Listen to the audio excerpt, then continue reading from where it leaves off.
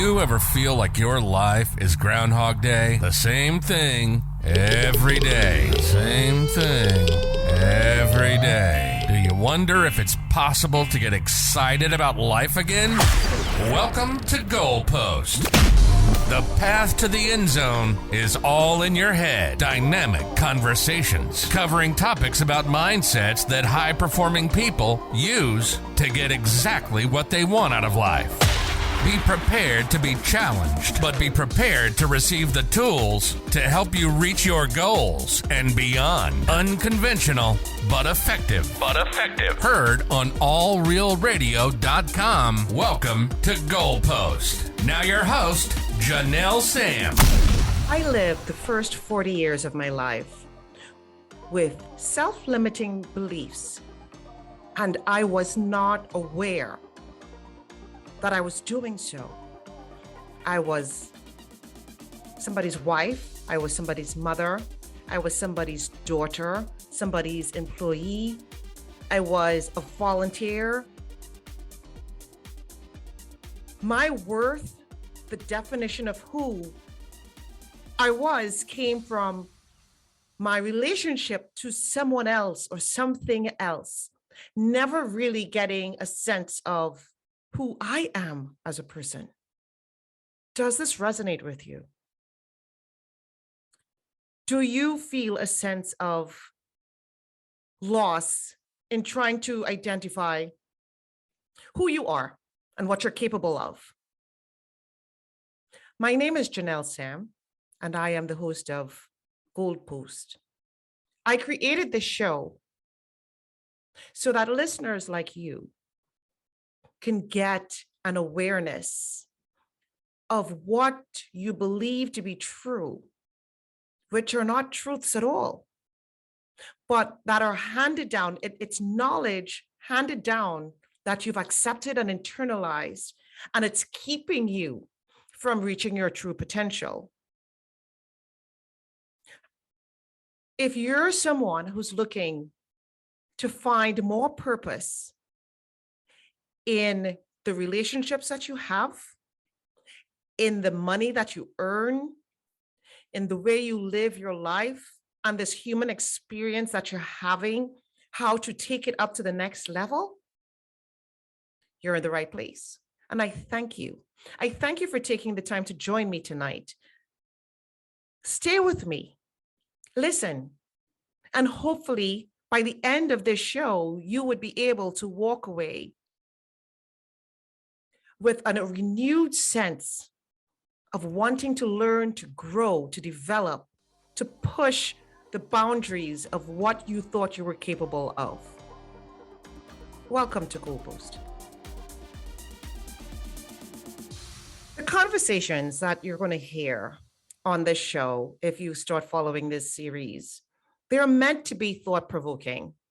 They are meant for that individual who's lived life. You've got experience. You're not, this is not your first rodeo. You've got kids, you've raised them, you've traveled, and you've done what you thought you were supposed to do, what you were meant to do. But yet there's this hollow feeling that you're missing something.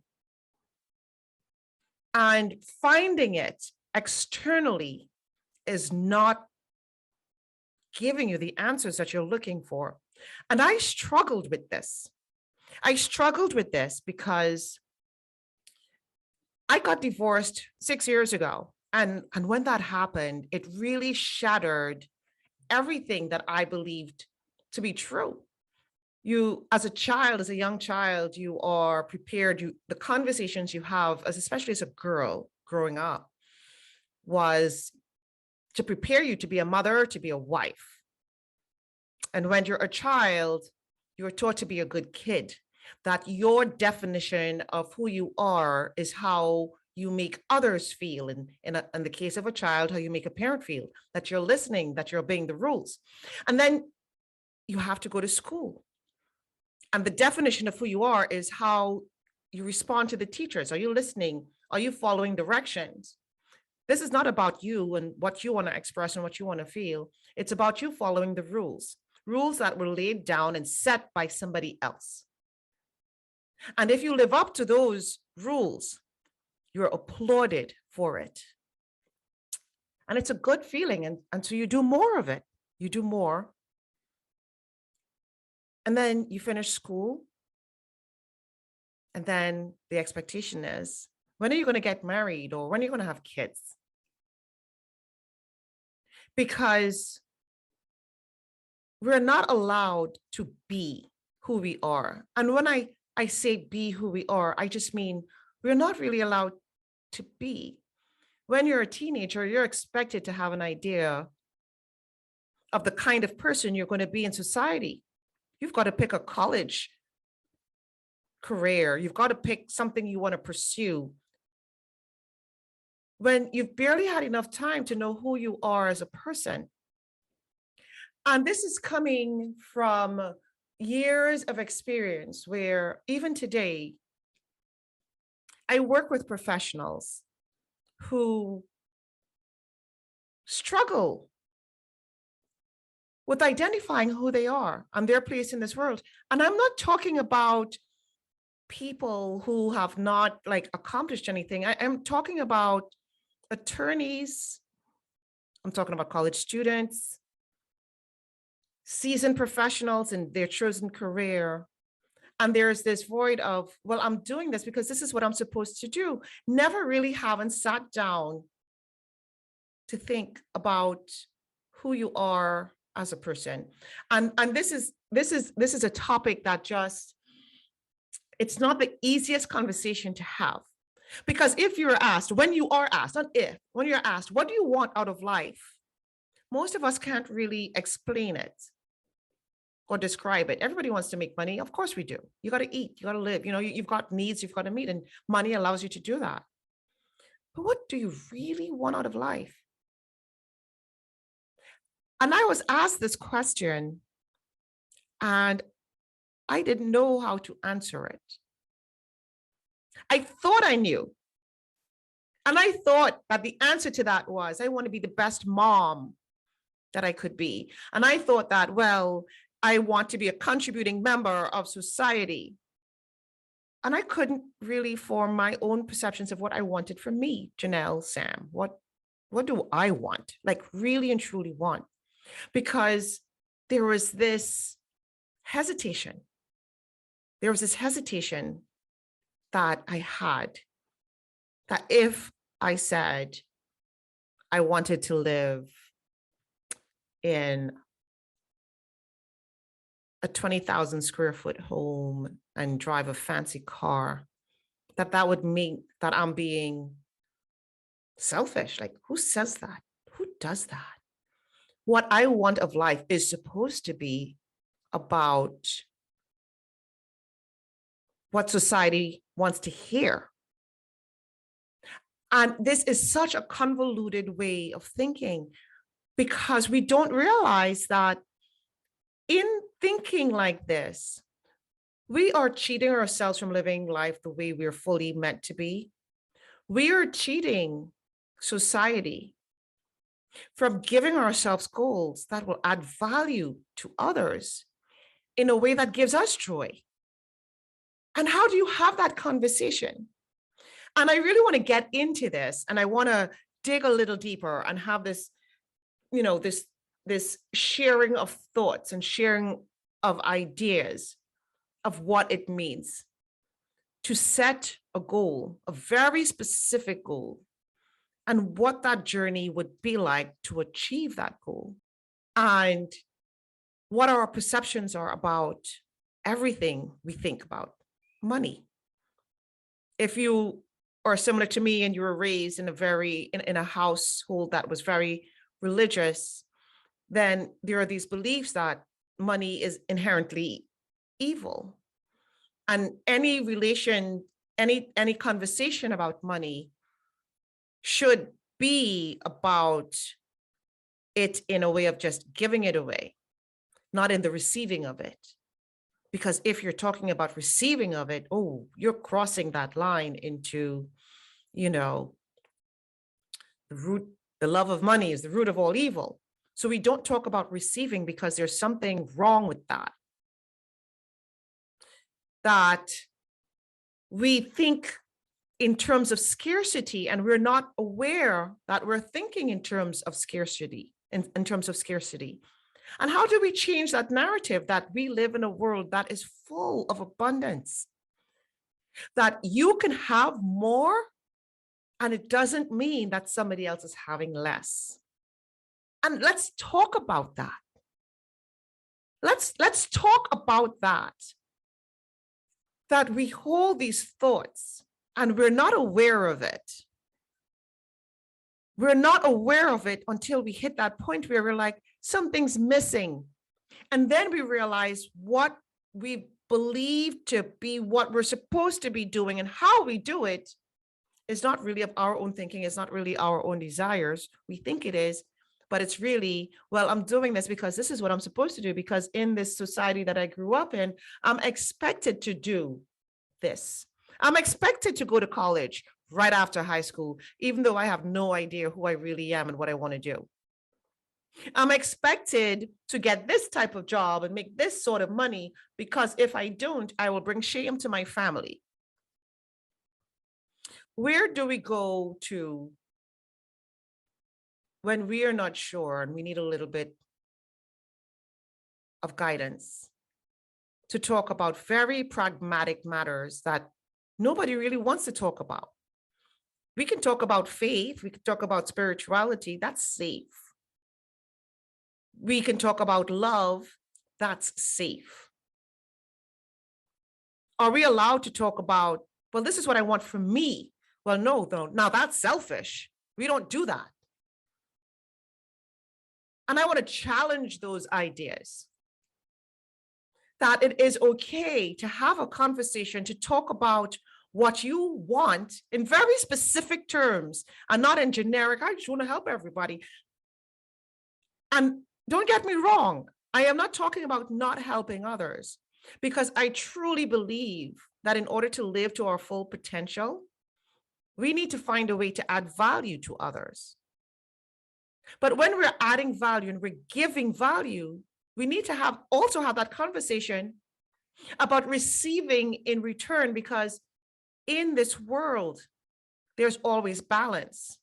You can't give without expecting. You can't expect without giving. There is no growth unless you have something to compare to, which is death. There is no joy unless there's sadness. And we have to understand that because there is balance, we have been growing up in a very, very unbalanced way of how we perceive life to be. And I really want us to bring this back. Let's bring the conversations back where there's balance. If we're going to talk about giving, let's talk about receiving. If we're going to talk about growth, let's talk about what it means to not grow. What does death look like in terms of the development of a person? Because death is not just of the physical body decaying and stopping. Death could be reaching a point in your life where you're just waiting to die. There's no fulfillment. There's no joy. It's just Groundhog Day. And why should we live a life that is more of the same? And we wonder why, there's this midlife crisis that many of us go through, because we've not really been allowed to allow ourselves to have the conversation that's more balanced, for fear of how those conversations would be perceived by the society that we live in and that we're surrounded by. When we return from the break, we're going to continue with this.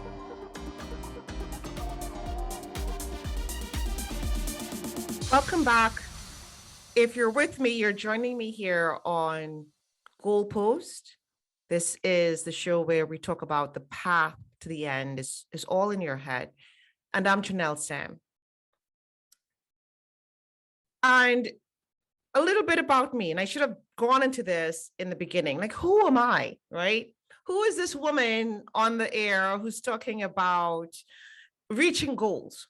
What have you done? What have I done? And my story, I feel as though really and truly begins when I turned 40. I currently work as an executive advisor for the owners of small law firms. I'm also a volunteer. I mentor first generation college students. And my story, I believe, my life really truly began when I got divorced because I had to shatter everything I believed I was capable of about who I was. Up until the time I got divorced, I had a job, and then the market crashed in 2008. And at that time, I decided, you know what, I'll take a break and I'd become a stay-at-home mom and raise my two daughters. And I volunteered.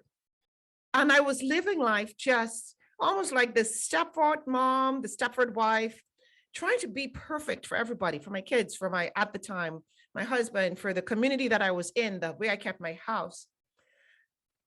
And when I got divorced, all of that was like shattered because I grew up believing that if I did all the right things, if I was faithful, if I did the right things, the things that society say that as a woman I'm supposed to do, that something like this wouldn't happen. And for the first time in my life, I was forced to think about who I was in a very meaningful way. For the first time in my life, I had to decide who Janelle was. Is Janelle just a mother, just an employee, who is Janelle? And I had to really give that some thought. And I will be honest with you, I didn't want to do that because it was unpleasant. I felt in the beginning that I had no value to society without having a label as being something in relation to someone. And that was eye-opening. It was eye-opening. How many of you, if you're listening, believe that if you cannot be a mother, that you're nobody? That if you couldn't be a father, that you're nobody? That if you lost your job as an employee doing XYZ, that you're nobody? Because the value system that we've told ourselves is wrapped up in the label of who we are, as opposed to who we truly are at our core, no matter what happens. And that type of self-reflection is difficult. I've never done it. And many people are lost in trying to do it, trying to figure out what that is. And here's the beauty of it. If you do take the time to ask those questions, if you do take the time to really figure out and listen to the whispers that come from within about who you are, that you find more purpose to everything that you're doing. And here's what's even more powerful about that. You also find that as things change around you, you no longer lose that sense of identity of who you are because you finally become aware that circumstances, relationships, situations can change. But when you know who you are, you realize that doesn't matter. Things could change, but I know who I am and the value I'm able to give to others, and that will never change. And I'll always be able to adapt. It makes you more resilient. And when my story began at the age of 40, and when I gave myself, when I actually didn't give myself, I felt like I didn't have a choice. When I went through the transformation of understanding who I was and what I was capable of, I started testing the boundaries of all the belief systems I had. One of the first ones that I did was, I'm going to travel alone internationally. I'm going to go somewhere where I know no one. It's not for work. So there was no purpose in meeting something or someone familiar. Because I grew up with this belief system that anyone who travels for pleasure by themselves, it must be boring. Like, what do you do for dinner? Like, you eat by yourself? Like, how does one even fathom buying a plane ticket, booking a hotel, going on a trip for one? And I decided that would be the first belief that I am going to challenge. And I will be honest, I was afraid in doing it. I was scared. But what I realized, because I went through such a horrible, traumatic divorce that made me challenge everything that I did safe. I did my vacations with someone. I did everything by the rules, and yet that got shattered. So now I'm like, I'm going to purposefully do things not by the rules. So I decided I would go book a trip. And let me tell you, if you're listening here, if you're listening to this and you've never taken a trip by yourself for pleasure, not for work, not to meet somebody, you're going to a strange place where you know absolutely no one for the purpose of meeting absolutely no one. And when I tell you, it was the most liberating experience I have ever had. And you know what it also did? It opened my eyes to realize how insular our world is when we live it according to rules that really weren't made by ourselves. When you travel with a group, you never pay attention to those who are traveling by themselves. So therefore, you're not aware of how many people actually do travel alone and enjoy it. And that's what I discovered. I discovered that when I travel alone, I am never, ever alone. I have met people in every country that I've visited. I am still friends with them today. I have picked up new languages. I have tried new foods. I have had new experiences that I don't think would have been possible had I done the trip with a group. Now, I'm not saying this to tell you that, the only way to go travel is to travel alone, right? But I'm saying this to say, look, the belief systems we have about many things in our lives are simply not true. And the sad part is, we don't realize that it is a belief system that we're holding. Many of you probably don't believe that. You don't think about it. You wouldn't think about traveling alone because you don't realize you have a belief system that traveling alone would not be enjoyable. Like, you don't give it much thought. I didn't give it much thought before then. And now I'm okay. I love traveling with people. It's great. It's fun. But I am also just as equally okay saying, you know what, I think I want to go here, pick up and book a flight and go. Because I know now it's no longer something that I just think, is not true. I know that when I go, the amazing time that I'm going to have, that there are always people who are by themselves traveling alone, or even if it's other people who are traveling in a group, I'm always meeting new people. Now, before I hear it, if anybody wants to send me a message about, you're saying that because it's your personality. Again, this is not a personality thing. This is a belief system. You don't have to be an introvert or an extrovert to travel. If you're someone who likes to travel, regardless of whether you're an introvert or extrovert, there's a belief system of how you travel. Nothing to do with a personality. Because you could be someone who's like, I'm not someone who's outgoing to me. You don't have to be outgoing. If you have to go and you have to eat and you sit in a restaurant, someone will talk to you most likely, because that's just how humans are. But we don't give ourselves the chance. We don't give ourselves the opportunity to have these types of experiences. And then that got me thinking, what else am I holding on to as a belief system that is holding me back and keeping me limited? And that curiosity was awakened in me. And that curiosity got me to start shifting my perspective on what I think would happen or not happen in any given situation. I started to realize that, you know what? How about this? Instead of just dismissing something as not being possible to be enjoyable, or it's just not possible, how about I start thinking along the lines of, well, what's the worst that could happen? What's the worst that could happen? The reason this show is really targeted to the adults in the room is because we've gotten so used to the bars we place around our minds about how we do things, because we won't allow ourselves to say what's the worst that could happen, because that in itself sounds scary, foolish even, especially if you have responsibilities. You have kids to take care of. You've got bills to pay. You have a job to be at.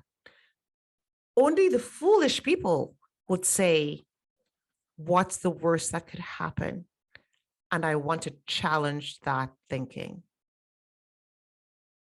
I want to challenge it, because what you're going to find is that on this show, with each episode, I am going to have people whose stories will help you challenge that belief that the saying, what's the worst that could happen, is foolish. Because it is not.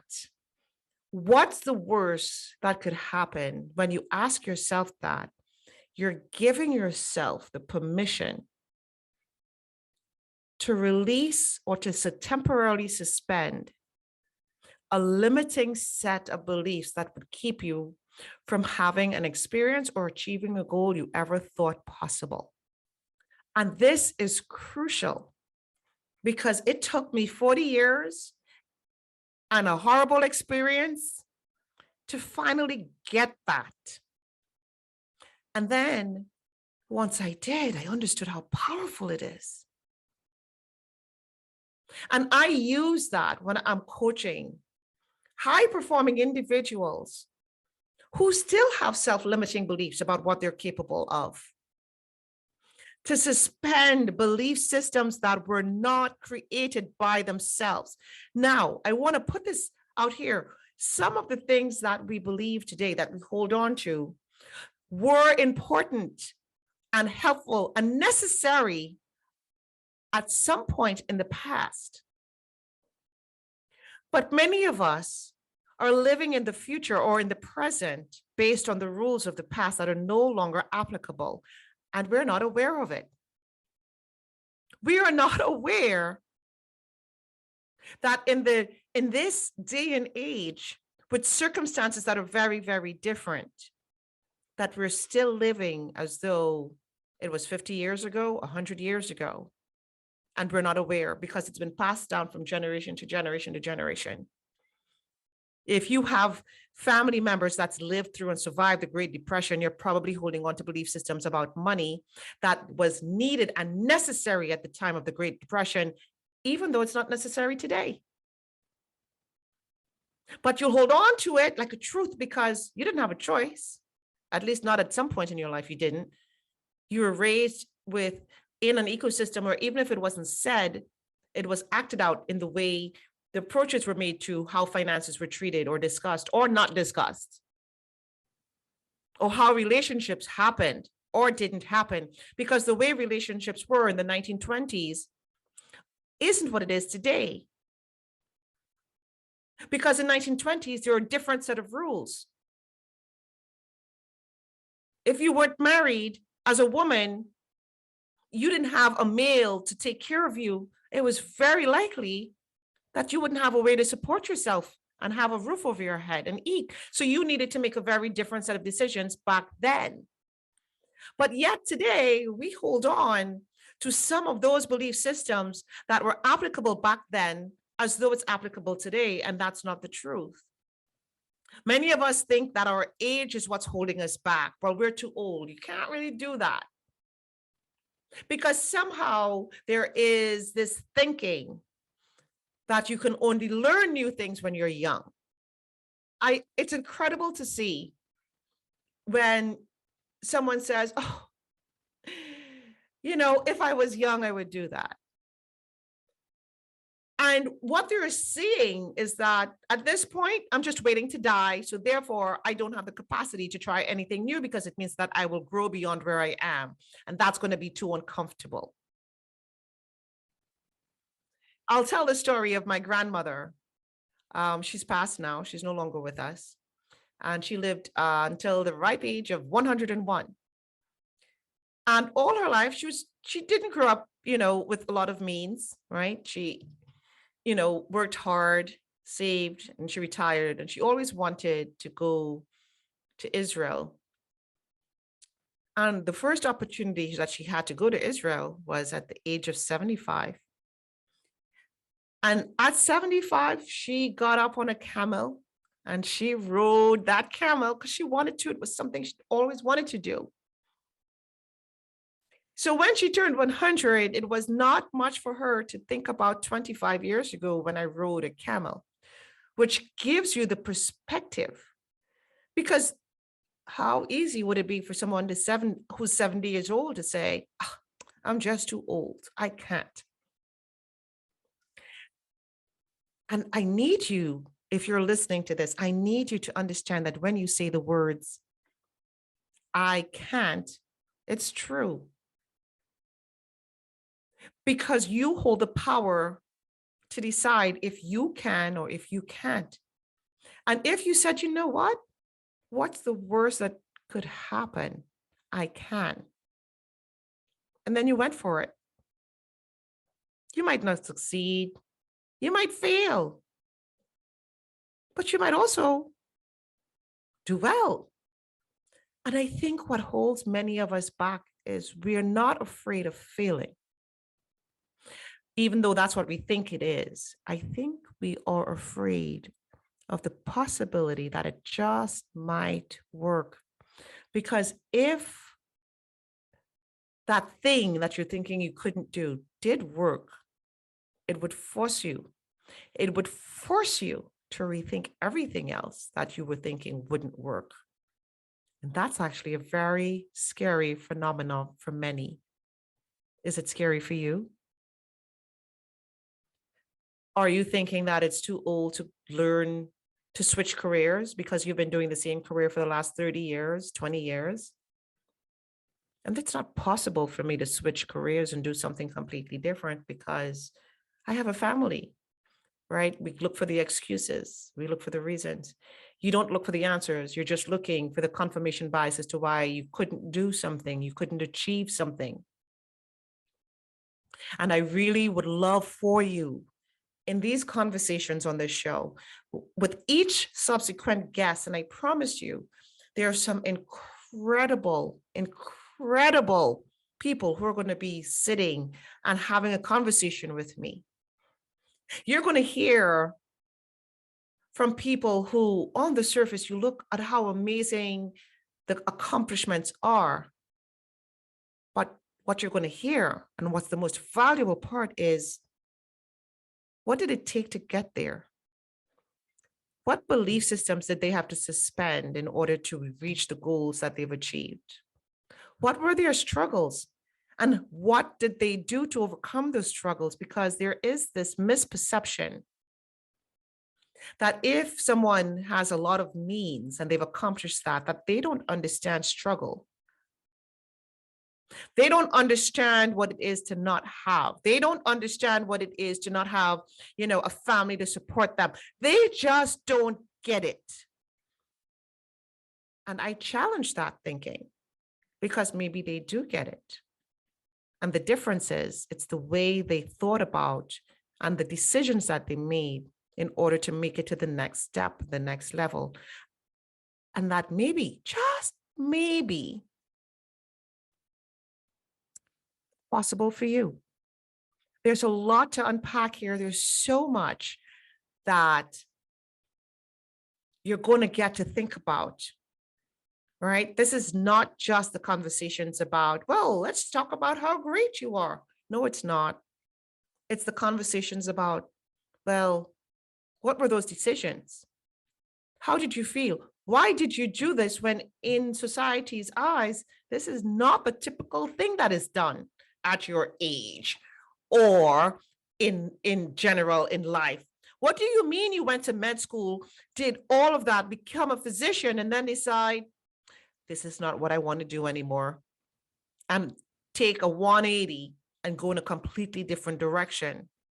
What does it take? And what does it mean? Like, what is the thoughts going through your head when you do that? These are the types of conversations you're going to hear on the future episodes of GoalPost. If you're listening to me and you are really intrigued about this and you're like, I really would love to learn more, I want you to join me. I am going to have a new show every Sunday night. It's going to air on www.allrealradio.com. Download the app. You could go to the website and you will find out more about what these people have gone through to accomplish what they've accomplished. But it's just in a way, it's going to be done in a way. So if you're listening, no matter where you are in life, you may be someone who's like, okay, I'm a senior executive level, but I am just missing something. Where's the purpose in my life? I'm not sure what it is. Wherever you might be, you will find value in one of these conversations or in all of them. So stick with me. When we return from the break, we'll continue.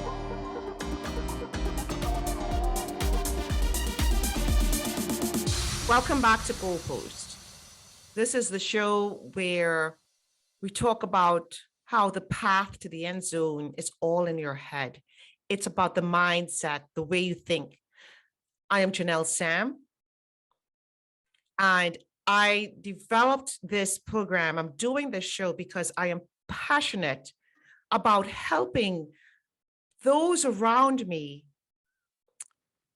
elevate their lives simply by helping them change their minds and realize how easy it is to change your mind. There is this saying, that I love. I had made a post on LinkedIn, and if you're listening, please follow me on LinkedIn, Janelle Sam. Just find me, you'll find me there. And I made a post about not being a tree. And what I was saying is that a tree, many of us act as though we are trees. A tree who's in Rhode Island can't just decide, you know what? I'm going to go to Florida because I'm just tired of shedding my leaves. This is tiresome. I'm tired of the winter and snowstorms and ice. I'm just going to pick up and go to Florida. A tree cannot do that, but you can. A tree cannot say, you know what? I don't like the tree next to me because that tree is just full of bugs and it's annoying me and it's toxic. And if I stay near this other tree, I am going to be affected by this. And I can't. A tree cannot do that, but you can. A tree cannot also decide that, you know what, I'm tired of this type of fruit. A mango tree can't be like, I'm done with making mangoes. I'm done. And start to make lemons instead. A tree cannot do that. So then why do many of us stay in situations that is not helping us? Why do many of us believe that the only way forward is to stay put and do nothing? What is the reason behind the fear of doing something? And that is really, it comes down to a fear of change. And when I say change, radical change, right? Because it's so easy. People say, oh, I'm not afraid of change. Change is a constant in my life. Because there's an unawareness that you're still in the same thought patterns that keep you where you are. At the level that you feel a lot of dissatisfaction with. Now, I need to bring this to and put it very practically. When working as an advisor to these business owners, a lot of personal development has to happen with the business owner because there's a direct correlation to the performance of their businesses. And by personal development, what that means is that there's a mind shift that has to happen. The way the owner acted and ran their firms when it was bringing in $0 to $100,000 is not the same way that they have to act when their firms grow to 500,000. And it is nothing like what it is when their firms cross $1 million. The individual has to change. The way they're thinking has to change. Because I promise you, if that thinking doesn't change, the firm doesn't grow. does not grow. But this is applicable whether you're a business owner or employee. If you don't pour into yourself information that you can act on to help you become aware of the limiting actions that come from the limiting thoughts that you have, so that you can remove those barriers, you would be surprised. You'd be amazed at what you are able to do. And this is not just in like running a business, what you're able to do in terms of the relationships that you have and the quality of these relationships. What you're able to do in terms of finding purpose and how you're adding value to, whether if you're a business owner, to your clients, if you're an employee, to your organization, to your community. Growth is not something that happens by happen chance. You have to be curious. First of all, you have to want to grow and be willing to open your mind, because someone like me or any of my guests, we can come and we can talk until we're blue in the face.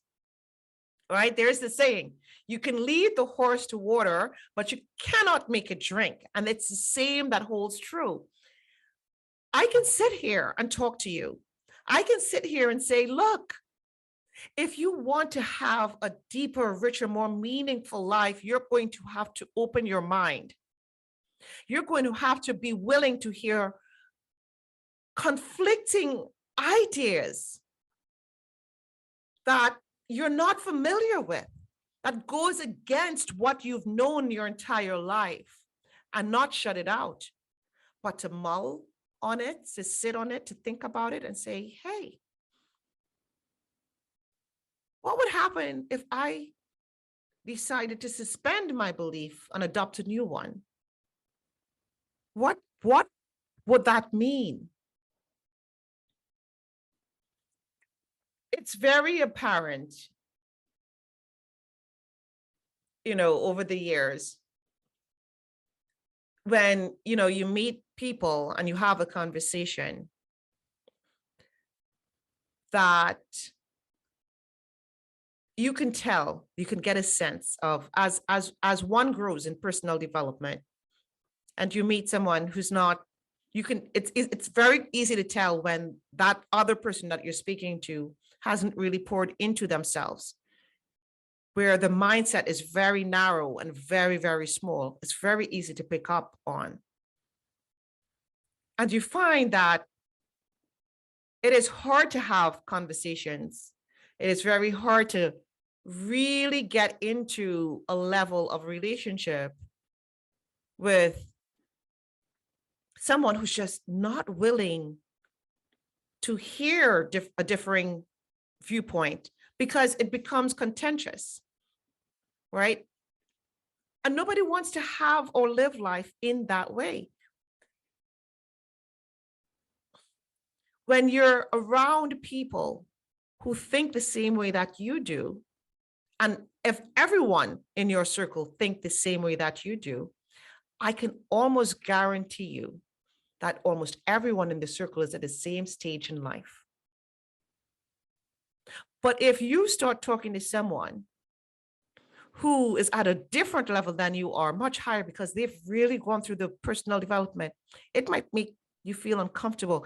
I've been made to feel uncomfortable when I'm in the presence of people who I know have accomplished more, have done more, because they've had a lot more personal development, years of personal development than I have. And sometimes when they speak, it makes me feel uncomfortable. And then I have to question that feeling. Why does that make me feel uncomfortable? And that's because they're bringing to me ideas that's conflicting with what I know at this stage of my development. And I have not yet reached that place where I can fully understand and accept it. So I need to sit down and take the time to kind of absorb that. Or I could say, that just makes me feel uncomfortable. That's a whole bunch of nonsense, and I don't want to hear anything about it, and go along my merry way. But it's a decision in either way, right? And so this conversation in this show is really about decisions too. If you're listening to this show, it's because you're making a decision to hear thoughts, to hear ideas that might be conflicting with everything that you know, or some things that you know, not everything necessarily. And that you're making a decision that I want to hear what they have to say, and I will sit with it, and I will seek out more information so that I can understand it. Because in doing so, in the understanding, in the seeking out of that information, you learn and you grow. And you get a deeper understanding about things that you just never really considered before. And that experience of going through being comfortable to being uncomfortable, to accepting, to learning, to growing, and now reaching another plane, there's excitement in that. And you'll see things start happening around you. It doesn't happen, it's not overnight. It doesn't happen like instantaneously, right? It's a gradual change. The more you expose yourself to learning from those who've accomplished more and how they've navigated the challenges on the way, on that journey, because I promise you, it's a journey. It's not about the destination, it's that journey. That you can take some of these lessons and adapt it to your life. Adapt it so that maybe now you'll approach your business differently. You'll approach the way you work with the organization that employs you differently. That maybe you'll approach the way you interact with your children differently, or your parents. That maybe now you'll understand what healthy boundaries are and why it's so important to have boundaries with people you love and clients and colleagues. Why it's so important to realize that the most precious, valuable commodity that anybody owns on this planet and that you own is your time. It's your time. It's not the money you make. It's not what you've collected. It's your time. And many of us squander it. We give it away. We treat it with very little respect. And then when we reach that place where we're like, why do I not feel as though my life is filled with purpose? Like, how could you feel purposeful? Because what gives you purpose in life, what makes you feel like you know what you're doing, is being able to use that time intently. But in order to have that kind of intent, you need to have the thoughts that will drive the intent of the use of your time. You cannot escape it. It's like this infallible law. At one end of the spectrum, we have everyone. We have a lot of people who are, exchange time for money. And then on the other end of the spectrum, we have people who exchange value for time. But because on one spectrum, there's more intent, they're able to extract more value out of the time that they have. And on the other, there just seems to be this limit, like there's only so much value that could be extracted from the time that they have, because they're not intent, there's no intent to it. And you're probably wondering, you're like, Janelle, all right, so what is it? Like, what is that answer? Tell us, just stop going around in circles. And I promise you, I'm not trying to go around in circles, because learning how to be intentful with your time, learning how to get the purpose in life that stems from who you are as a person and how you're adding value to others in this human existence that we're having, that is not something you do in one day, one night. It's a learning, it's an evolutionary process, because it covers every facet of our lives. Every facet of our lives. And we're humans, and we're complex beings. We're complex. Our brains, we're still trying to figure out, why it is we don't use the full capacity of our minds and the emotions that we go through. And how could we fix that in just saying, here, do X, Y, Z? We can't. Because every time we learn something new, there's something else new to be learned. What we knew to be true in 1850 wasn't the same in 1950, and it sure is not going to be the same in 2050. But we have to change along with it. We have to change and bring up the generation with us, the younger generation after us, while learning from and letting go at the same time some of what's being passed on to us. It's a constant movement of going forward. It's a constant flow of accepting and rejecting the information that's being filtered through to us. And so if you want to grow, if you want to find purpose, if you want to say, look, this what I have is just not enough, I want more, then you're committing to saying, I am willing to become a student. I am willing to learn from those who know more, who've been there, who's done that. I am willing to suspend my belief because the beliefs that I have gotten me to where I am, and there doesn't seem to be getting me any further, which means you need a new set of beliefs to take you to the next level. Are you willing? Are you willing to suspend your beliefs for some of the things that you're going to hear on this show? And if you're not willing to suspend your belief, this is not the show for you. I would not want you to sit down and listen to this show or any of the episodes because you won't find value in it. You will not find value in it if you're not willing to suspend some of your lifelong held thought beliefs. And in the course of doing this show, I'm also growing. I'm also learning. I have found out that being that student and always seeking out those who have learned and who've experienced more and accomplished more, that there's always something that I could learn and apply to my life. And I'm sharing that with you. This is this little ecosystem where we're going to have these honest conversations. So stay with me.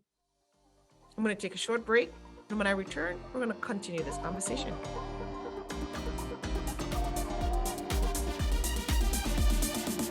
Welcome back. You're listening to GoalPost with Janelle Sam. And before the break, I was talking about the importance of suspending your belief in order to grow so that you can get new beliefs that will take you to the next level. When this started for me, when I started really on the journey of becoming more intentful with my life, things didn't quite work out the way I thought it was going to work out. And that process is sometimes very humbling because when you start making a decision to say, this is not what I want, this is not working out, and I have to do different. Sometimes those choices might mean that you're going to be judged. Sometimes those choices would mean that you're going to be criticized because you're going against what you're expected to do by everyone else who's holding on to their own belief systems. And I'll get very personal. I was struggling, right, in trying to be everything for everyone. And in the being of everything for everyone, I wasn't there for myself. And not only was I not there for my own self, no one else was really there for me. And I felt like it was a free fall. And I have 2 daughters. And one of the decisions that I had to make was I couldn't continue the way I was continuing I was living in New Jersey at the time. And so decided that I had gotten into an accident. My car had gotten damaged. And I found myself in a situation where I couldn't get my girls to school because my car was damaged. I had no one to call on. And I had a breakdown. And I said, I'm going to have to choose a different path, or I'm accepting that this is just how life is going to be. And I made a very difficult decision to leave New Jersey and move to Texas, Houston, Texas, because I have family that live in Texas. And that was incredibly hard because leaving the state meant that I wasn't going to be able to take my girls with me. But the choice was, do I stay and find myself always stressed out, always crying, having nervous breakdowns, and not living to my full potential and not being really the best mother I could be? But if I stayed, I'd be living up to the perception of a mom never, you stay there. You're the mom, you don't leave your kids. Because that's how it's presented as. You're leaving your kids if you change your situation. And I had to make a conscious decision to say, I want to be there for my kids, but I cannot do it like this because I've tried and it's not working. And the decision was incredibly difficult. And yes, I was judged for it because what do you mean you've left your kids? I had to challenge my own belief systems as if, does this mean I'm being a bad mother?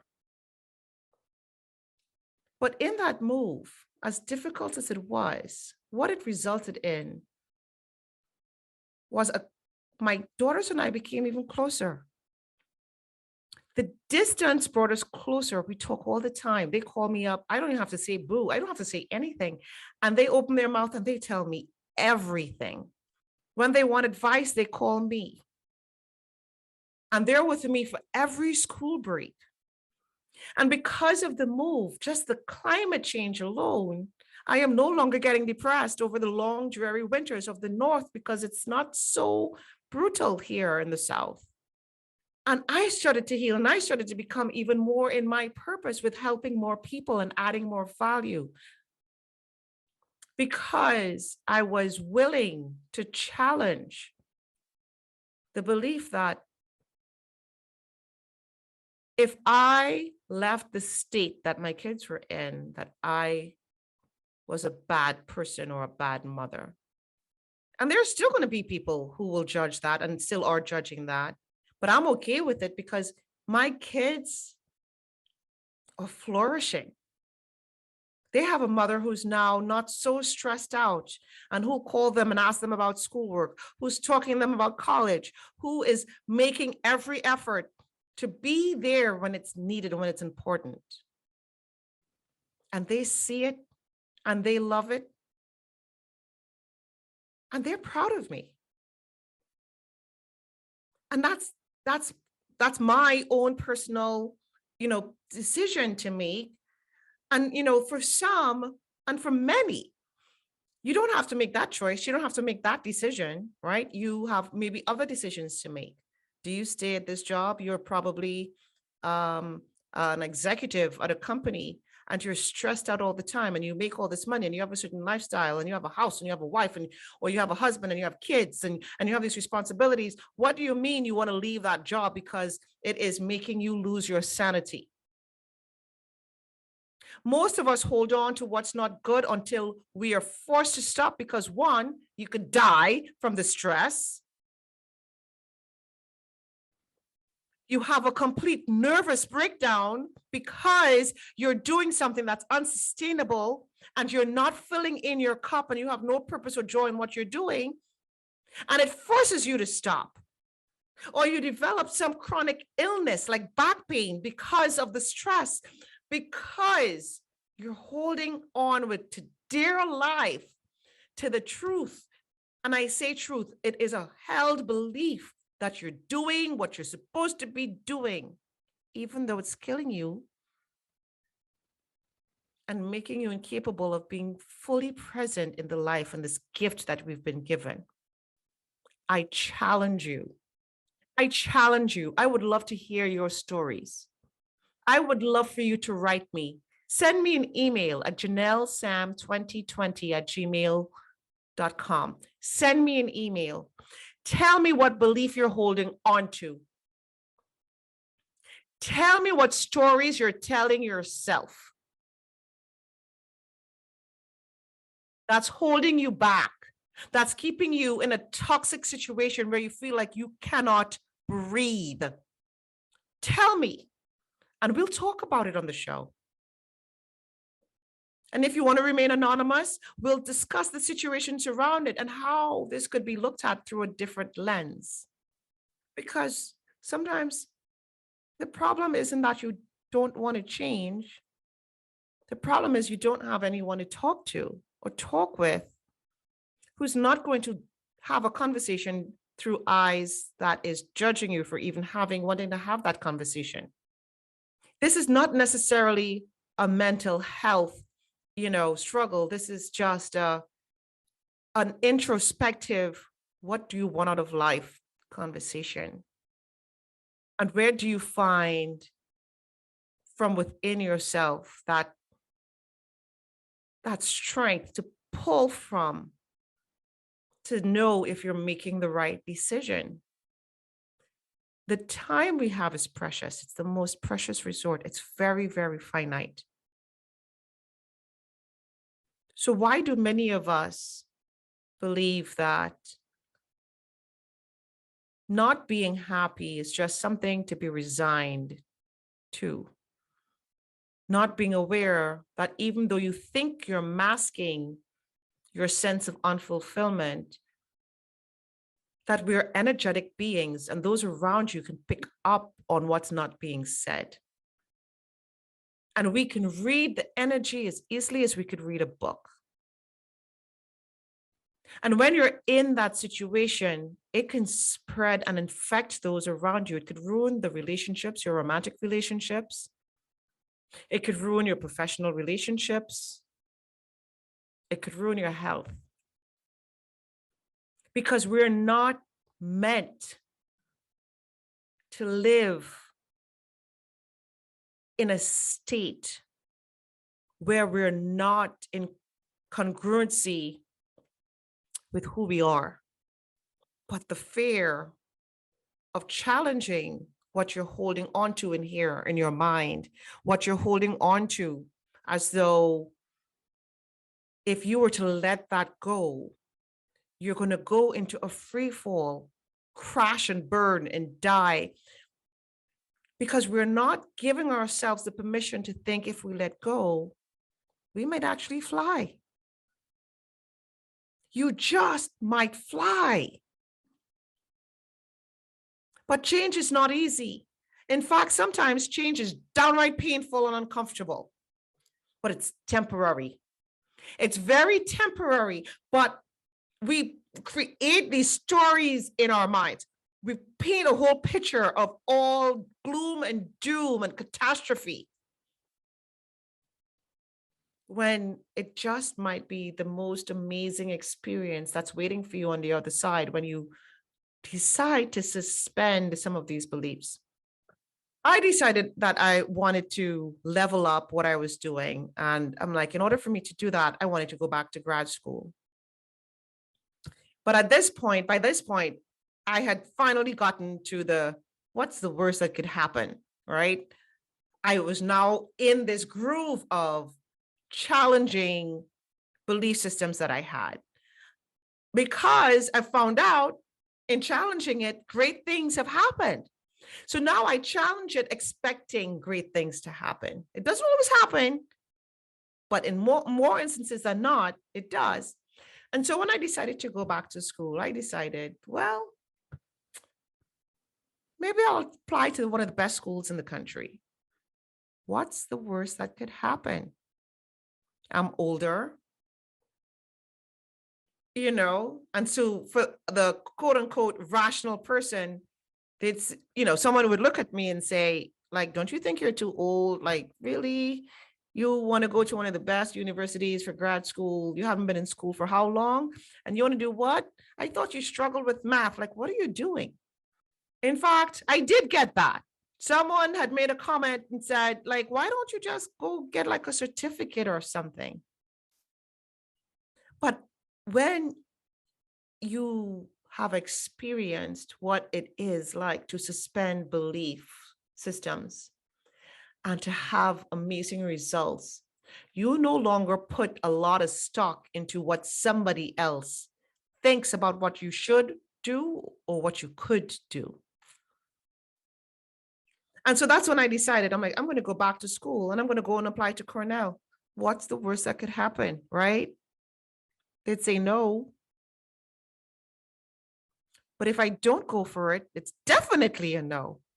And so I did. I went through the process and I gave it a shot. I gave it my best shot. And guess what happened? They said yes. And I was able to have this experience that was both one, that it changed me. It took me out of my comfort zone because now I was surrounded by people thinking of ideas and concepts in a way that I had never done before in my life, while trying to be a single mom, while holding down a full-time job. And that took me way out of my comfort zone. And I actually was wondering if I made the wrong decision to go for the what's the worst that could happen, because in the change, it felt like the worst was happening. How am I supposed to keep up with this? Oh my God, I'm an imposter. I am too old for this.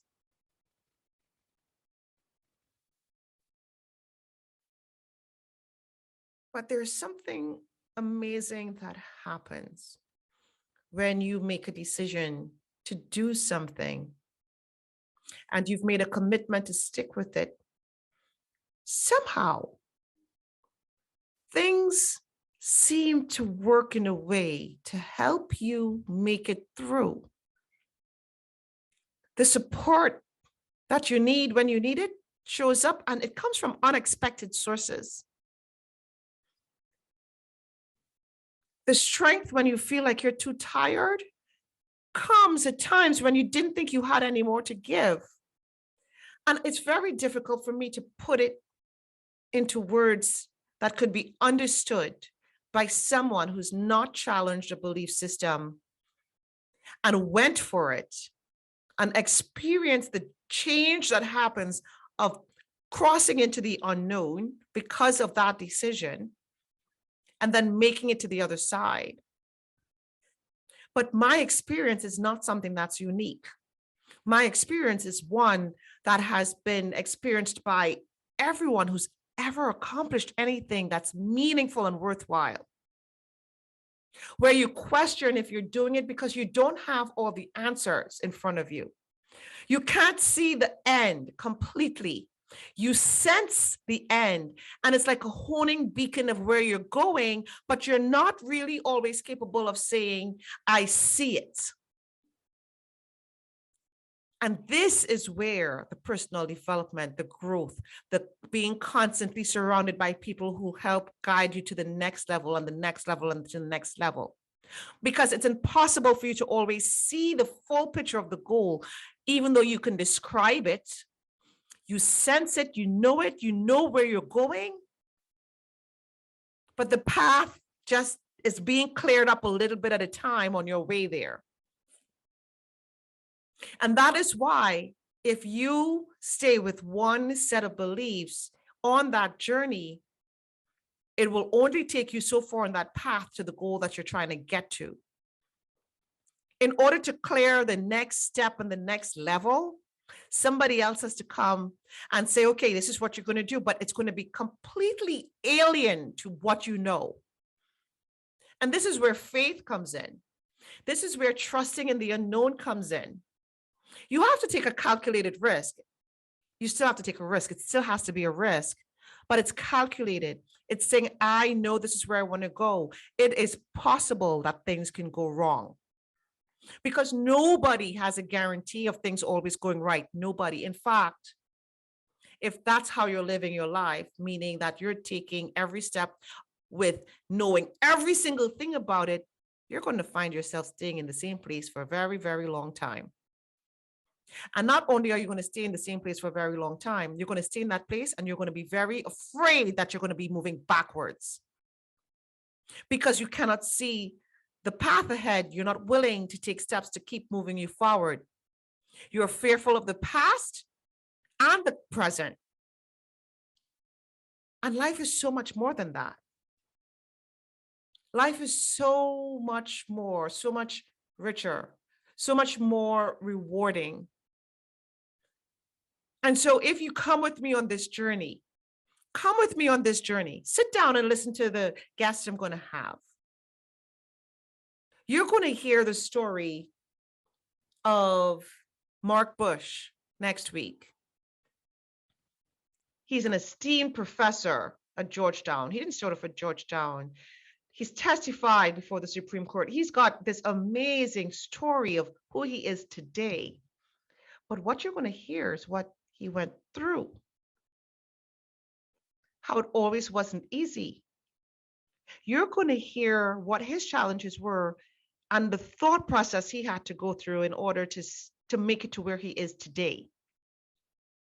Many of us have this misperception. I said this in the beginning of the show. We have this misperception that someone who seems to be highly successful does not understand what it means to struggle. They don't understand. They don't get it. Like, look at them. They're living in a big house. They're making money. They don't understand why I'm stuck. They just don't get it. And I'm here to tell you to get out of your own way. You're stuck because you're stuck in the thoughts that's keeping you where you are. And to get unstuck, you have to open your mind. To get unstuck, you have to be willing to hear thoughts and ideas that you've never been exposed to before. That's different from what you're holding on to right now, because it's only in the accepting of what is different are you able to move forward. What got you to where you are today is not going to get you to where you'd like to be tomorrow. It is not. What got you here today will keep you there tomorrow and the day after and the day after that. So work with me. Follow me. Follow me on TikTok. Follow me on Instagram. My handle is at ms_Janelle_Sam. Follow me. I will share with you tips and tricks and resources.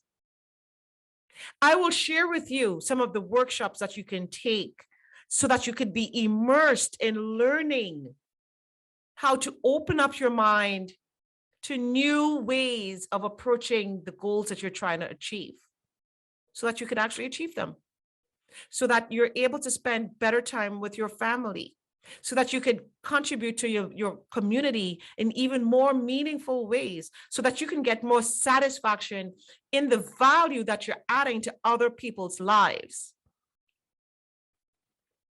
So that we could have the conversation about money without you feeling uncomfortable about it. We live in an abundant world. It is not scarce. You having more does not equal somebody having less. If you have more, guess what? You can give more. You can do more. You have more money. You could hire someone and make jobs. You have more money. You can spend and help the economy. You having more lifts those around you. But we live in this mindset where if we think about that or talk about that, it's kind of being selfish. No, it's selfish.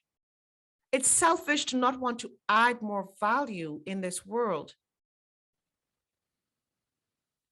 But when you're adding value, you receive in return. You have to allow others to give to you just as you give to them. This is not a one-way street. In fact, it's very selfish if you think it's a one-way street. Have you ever been with someone who every time you see them, they just want to be the ones to give? I got this, I got this, I got this, I got this, I got that. It's actually very kind of condescending in a way. I want you to flip that and think about yourself if that is how you feel. You need to give space and room for receiving, because that is how this world works. That is the balance that is created in this universe. If it's one-sided, if there's no give and take, then the story is completely off. So let's bring balance back to the way we think about how we go about life and how we go about what we do on any given day. Let's bring balance back to that. I would like you to give yourself the chance to think about what you really want out of life, and to allow yourself to dream again like you did when you were a kid. And when you say what you want out of life, when I ask that question, I am not talking about, I just want to make people happy. No, I'm not talking about that. I want you to talk about what you want out of life. How would you like to live? How would you like to travel? How would you like to contribute to society? How many hours do you want to work? How do you want to spend the time with your family? And to write goals that are very specific. And then think about how you'd like to add value. Because to get what you'd like to get, you have to give. And that's where the balance is. What would you like to give in order to get what you want out of life? What is your goal? What is your goalpost? What are you working towards? And what are those mindsets that you're holding on to that is preventing you from reaching those goals? If this is the type of conversations that you'd like to hear more of, this is what you believe you've been missing, you've come to the right place. You've come to the right place. You're going to hear some of my experiences. You're going to hear the experiences of some amazing, accomplished individuals. Most people pay for this type of these types of ecosystems. You have to pay for it. And here I'm offering it to you. So write me. I would love to hear from you. Tell me what your limiting thoughts are. Tell me what you want out of goal and what do you believe you need in order to get there, or what you think is lacking. Be honest. Tell me. Let's have these conversations. Because in your talking to me and us talking about it, we're helping others. We're going to be leveling up the thought process of everyone. Because this is an abundant world. You can do more. And the more you do, the more you help. So I'm looking forward to seeing those emails at janellesam2020@gmail.com. I want to hear from you. Write me, tell me, talk to me. Let's make this a two-way conversation.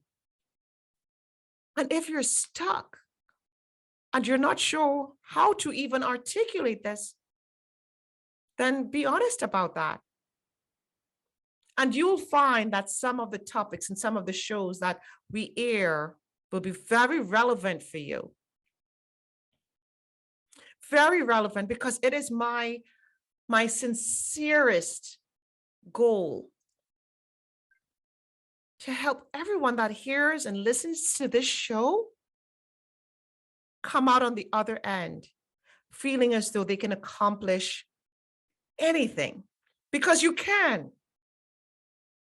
And to help you remove those barriers that's keeping you from getting there. I appreciate you. I appreciate the fact that you took time out of your day to listen to this show. I hope in listening to this that you have found value. I want you to follow me and listen to every new episode as they are released. And if you're following any of my social media accounts, I promise you I'll add more value there as well. You'll hear from me. You'll hear from some of my guests. You can ask questions, and we're going to make this a dynamic community where we're helping you take you from where you are today to closer and closer to that goalpost that you set for your life, while finding more purpose, more meaning, and greater joy in what you're doing, in everything that you do. This is Janelle Sam, and you've been listening to GoalPost on allrealradio.com. I'm Janelle Sam. Join me as we hear from Mark Bush, a renowned Georgetown University professor who started with a baby face and no clout. I'd have diplomats call me up and ask, can I come to your class? And I'd say, sure. And they'd come and they'd look at me and they'd leave. And hear him talk about his struggles as a Harvard University professor in his early years. It was a really monumental moment where, like you say, there was this incredible failure staring me in the face. I couldn't afford my car payments.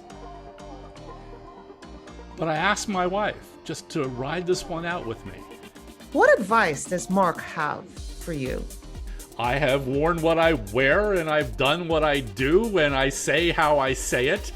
And one of my favorite moments was actually in an MBA theater where I did wear a suit because I had a meeting later on in the day, and one of the MBAs in the back of the room yells out, "Jeans in the wash, Mark?" And I thought, exactly. That is proof positive that they know me. Yes. They're getting me. And I'm just not good at being not me. Join me on GoalPost every Sunday night at 7 p.m. Central, 8 Eastern on allrealradio.com. That's www.allrealradio.com.